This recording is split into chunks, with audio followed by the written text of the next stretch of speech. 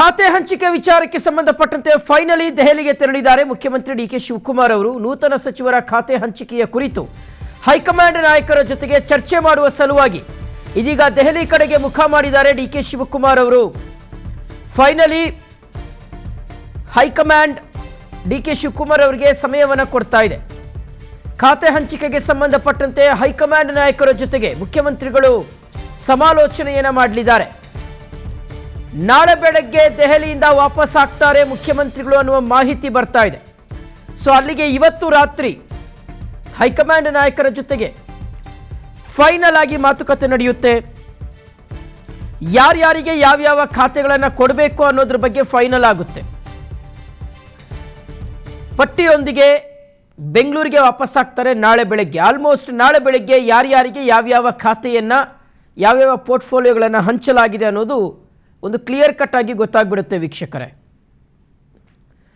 So ಈಗ ಒಂದು ಖಾತೆ ಹಂಚಿಕೆಗೆ ಸಂಬಂಧಪಟ್ಟಂತೆ ಸುಮಾರು 6 ದಿನ ಆಯಿತು. ಇಲ್ಲಿಯವರೆಗೂ ಸಹ ಖಾತೆಗಳನ್ನು ಯಾರಿಗೆ ಯಾವ ಪೋರ್ಟ್ಫೋಲಿಯೋಗಳನ್ನು ಕೊಡಬೇಕು ಅನ್ನೋದ್ರ ಬಗ್ಗೆ ಒಂದು ಫೈನಲೈಸ್ ಆಗಿರಲಿಲ್ಲ. ಮಧ್ಯೆ ಈ ಸಚಿವ ಸ್ಥಾನ ಸಿಗದೇ ಇರತಕ್ಕಂಥವರ ಅಸಮಾಧಾನ ಇದೆಯಲ್ಲ, ಅದನ್ನು ತಣಿಸೋದ್ರಲ್ಲೇ ಮುಖ್ಯಮಂತ್ರಿಗಳು ಬ್ಯುಸಿಯಾಗೋಗ್ಬಿಟ್ಟಿದ್ರು. ಎಲ್ಲ ಒಂದು ಕಡೆ ಈ ಖಾತೆ ಹಂಚಿಕೆ ಅನ್ನೋದೇ ಮುಖ್ಯಮಂತ್ರಿಗಳಿಗೆ ದೊಡ್ಡ ಟೆನ್ಷನ್ನ ತಂದಿಡ್ತಾ ಇದೆ ಅನ್ನುವ ರೀತಿಯಾದಂಥ ಚರ್ಚೆಗಳು ಶುರುವಾಗಿತ್ತು.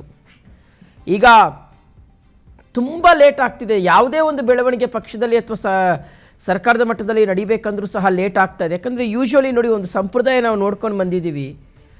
ಈ ಖಾತೆ ಹಂಚಿಕೆ ಅನ್ನುವಂಥದ್ದು ಯಾವಾಗ ಆಗುತ್ತೆ ಅಂದರೆ ಪ್ರಮಾಣ ವಚನ ಆಗಿ ವಿತಿನ್ ಕೆಲವೇ ಗಂಟೆಗಳಲ್ಲಿ ಖಾತೆ ಹಂಚಿಕೆ ಅನ್ನೋದನ್ನು ನಾವು ನೋಡಿದ್ದೀವಿ. ಆಲ್ಮೋಸ್ಟ್ ಮ್ಯಾಕ್ಸಿಮಮ್ ಅಂದರೆ 2 ದಿನ ಅಷ್ಟರಲ್ಲಿ ಖಾತೆ ಹಂಚಿಕೆ ಆಗಿರ್ತಕ್ಕಂಥದ್ದನ್ನು ನಾವು ನೋಡಿದ್ದೀವಿ. ಆದರೆ ಇದೇ ಫಸ್ಟ್ ಟೈಮ್ ಅಂತ ಅನ್ನಿಸ್ತಾ ಇದೆ. 6 ದಿನ ಆದರೂ ಸಹ ಖಾತೆ ಹಂಚಿಕೆ ಆಗದೆ ಇರತಕ್ಕಂಥದ್ದು. ಓಕೆ, ಡೀಟೇಲ್ಸ್ ಕೊಡ್ತಾರೆ ನಮ್ಮ ಪ್ರತಿನಿಧಿ ಧ್ರುವರಾಜ್. ಈಗ ಲೈವಲ್ಲಿ ಕನೆಕ್ಟ್ ಆಗಿದ್ದಾರೆ. ಧ್ರುವ, ಈಗ ಫೈನಲಿ ಮುಖ್ಯಮಂತ್ರಿಗಳು ದೆಹಲಿಗೆ ತೆರಳಿದ್ದಾರೆ. ಸೊ ಯಾವಾಗ ವಾಪಸ್ ಆಗ್ಬೋದು, ಯಾವಾಗ ಫೈನಲ್ ಆಗ್ಬೋದು ಎಲ್ಲ ವಿಚಾರಗಳು ಅಂತ? ಶಿವು, ಸದ್ಯ ಈಗ ಮುಖ್ಯಮಂತ್ರಿ ಡಿ ಕೆ ಶಿವಕುಮಾರ್ ಅವರು ದೆಹಲಿ ಫ್ಲೈಟ್ ಅನ್ನ ಹತ್ತಿದ್ದಾರೆ.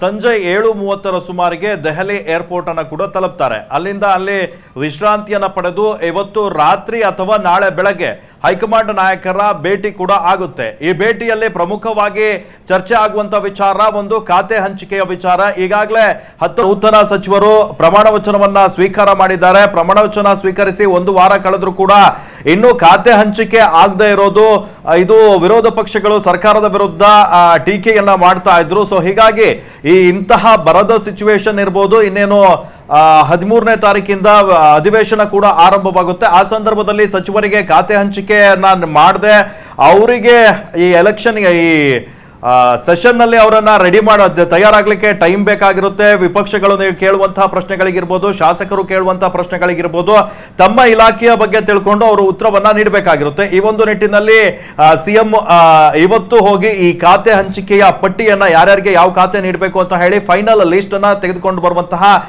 ಸಾಧ್ಯತೆಗಳು ಇದಾವೆ. ನಾಳೆ ಬಹುತೇಕವಾಗಿ ಖಾತೆ ಹಂಚಿಕೆ ಆಗ್ಬೋದು ಅಂತ ಹೇಳಲಾಗ್ತಾ ಇದೆ. ಇನ್ನೊಂದು ಕಡೆ ಯಾವಾಗ 19 ಜನರ ಹೆಸರು ಬಂತು, ಈಗ ಸಂಪುಟದಲ್ಲಿ ಶುರುವಾಗಿರುವಂತ ಅಂದ್ರೆ ಡಿ ಕೆ ಶಿವಕುಮಾರ್ ಅವರ ಸರ್ಕಾರಕ್ಕೆ ಶುರುವಾಗಿರುವಂತಹ ಅಸಮಾಧಾನದ ಸಂಕಷ್ಟ ಏನಿದೆ ಇದನ್ನ ಕೂಡ ನಿವಾರಣೆ ಮಾಡಬೇಕಾಗಿದೆ. ಹಿರಿಯ ಸಚಿವರು, ಹಿರಿಯ ಶಾಸಕರು ಏನಿದ್ದಾರೆ ಅವರೆಲ್ಲರೂ ಕೂಡ ಈಗಾಗಲೇ ಅಸಮಾಧಾನಗೊಂಡಿದ್ದಾರೆ. ಎಂ ಕೃಷ್ಣಪ್ಪನವರನ್ನ ಸುರ್ಜೇವಾಲ್ ಅವರೇ ಭೇಟಿ ಮಾಡಿ ಸಮಾಧಾನ ಮಾಡುವಂತ ಕೆಲಸವನ್ನ ಕೂಡ ಮಾಡಿದ್ರು. ಆದರೆ ಅವರು ಸಚಿವ ಸ್ಥಾನಕ್ಕೆ ಈಗ ಪಟ್ಟು ಹಿಡಿದು ನಿಂತಿದ್ದಾರೆ. ಸೊ ಇವತ್ತು ಹೈಕಮಾಂಡ್ ನಾಯಕರು, ಅದರಲ್ಲೂ ಪ್ರಮುಖವಾಗಿ ರಾಹುಲ್ ಗಾಂಧಿ ಅವರ ಜೊತೆ ಈ ವಿಚಾರದ ಬಗ್ಗೆ ಚರ್ಚೆ ಕೂಡ ಆಗುತ್ತೆ. ಹೈಕಮಾಂಡ್ ನಾಯಕರು ಏನಾದರೂ ಖಾತೆ ಬದಲಾವಣೆಯ ವಿಚಾರ, ಸಚಿವ ಸ್ಥಾನವನ್ನ ಬದಲಾಯಿಸೋದು ಅಥವಾ ಇವರಿಗೆ ಸಚಿವ ಸ್ಥಾನವನ್ನ ನೀಡಬಹುದು ಅಥವಾ ಬೇರೆ ಏನಾದರೂ ಜವಾಬ್ದಾರಿಯನ್ನ ನೀಡುವಂತಹ ಸಾಧ್ಯತೆಗಳು ಇದ್ದಾವೆ. ಈ ಬಗ್ಗೆ ಕೂಡ ಒಂದು ನಿರ್ಧಾರವನ್ನ ಕೈಗೊಳ್ತಾರೆ.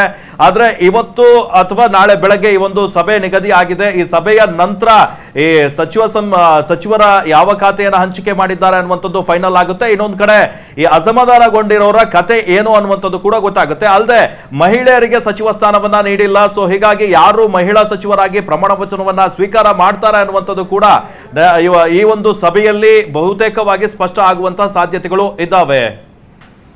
ಓಕೆ ಧ್ರುವ, ಥ್ಯಾಂಕ್ ಯು ತಮ್ಮ ಡೀಟೇಲ್ಸ್ಗಾಗಿ.